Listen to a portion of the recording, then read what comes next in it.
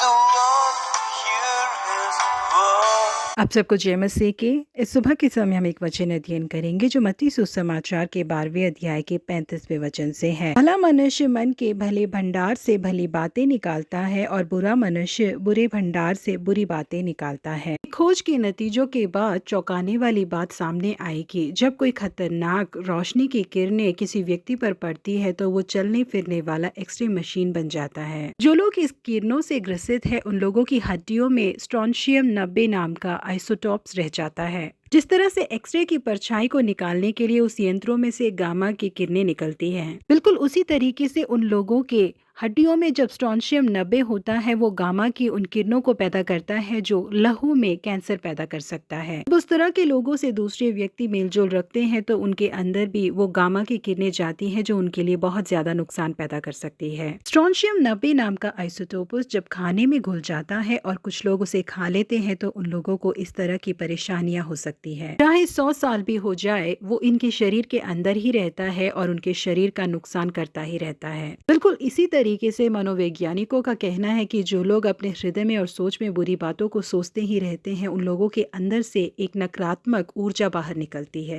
इसी बात को 2000 साल पहले परमेश्वर ने कहा था कि भला मनुष्य मन के भले भंडार से भली बातें निकालता है और बुरा मनुष्य बुरे भंडार से बुरी बातें निकालता है। इस तरह की नकारात्मक सोच रखने वाले व्यक्ति छूने से फैलने वाली बीमारी के समान होते हैं। ऐसे लोग जहाँ कहीं भी जाते हैं लोग उन्हें देखकर कतराने लगते हैं। ऐसे लोग जहाँ कहीं भी रहते हैं वहाँ पर लड़ाई झगड़े होने लगते हैं। जो लोग ऐसे लोगों के साथ दोस्ती रखते हैं वो अपने विश्वास को खो बैठेंगे, क्योंकि ऐसे लोग अपने शब्दों के द्वारा हमारी बढ़ोतरी को रोकने की कोशिश करते हैं। इसलिए हम जो परमेश्वर की संतान है हमें चाहिए कि हम ऐसे लोगों को पहचाने और अपने आप को उनसे सुरक्षित रखें। दाऊद जब अपने भाइयों से मिलने के लिए युद्ध भूमि पहुंचे तो उन्होंने गोलियत को देखा और चाहा कि वो किसी भी तरीके से उस पर जीत हासिल करे। परंतु दाऊद के बड़े भाई ने उससे कहा, तू यहाँ क्यों आया है और जंगल में उन थोड़ी सी भेड़ बकरियों को तू किसके पास छोड़ आया?